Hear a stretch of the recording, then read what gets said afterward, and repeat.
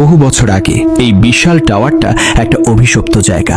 এক গভীর রাতে এই টাওয়ারের ভেতরে একজন নাইট গার্ড ডিউটি করছিল। চারপাশে তখন নীরবতা। হঠাৎ করে টাওয়ারের থেকে নামতে গিয়ে গার্ডের পা পিছলে যায়। সে সোজা টাওয়ারের নিচে পড়ে যায় আর সেখানেই তার মৃত্যু হয়। এই ঘটনার পর থেকে রাতে এই টাওয়ারে কেউ ডিউটি করে না। লোকেরা বলে রাত হলেই এই টাওয়ারের ভেতর থেকে একটা কণ্ঠ ভেসে আসে, নামতে দাও আমাকে, নামতে দাও।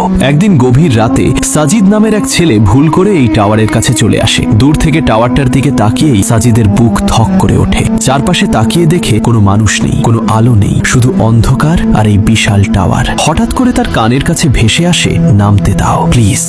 সাজিদ কাঁপা গলায় বলে, কে কে আছে এখানে? ঠিক তখনই একটা ছেলেটার মুখ বিকৃত, চোখ দুটো কালো, শরীরটা অস্বাভাবিকভাবে বাঁকা। সাজিদ ভয়ে বলে, তুমি কে?